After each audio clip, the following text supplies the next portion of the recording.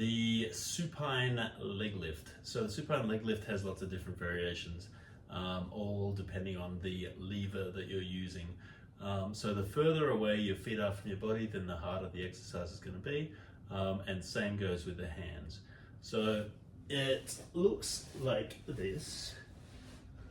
You're going to go from the ground, and actually let's start with the easy version. Knees are bent, hands are underneath your butt, coming up into a slight crunch position, chin is tucked down, engaging through the upper abs, and then just lifting the feet off the ground.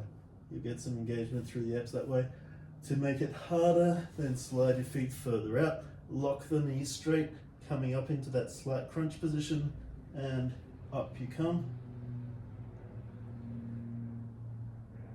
If you've got good control over your pelvis and it's not going to go into arching, then you can go into this position and even go into some V-ups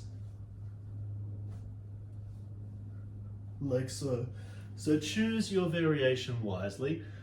If you feel like your back is hurting or that your hips are over recruiting, you're losing the control on the pelvis, then regress it back to something simpler. You don't need to push this one too hard. We want to make sure that the abs are working functionally and not over recruiting through the hip flexors.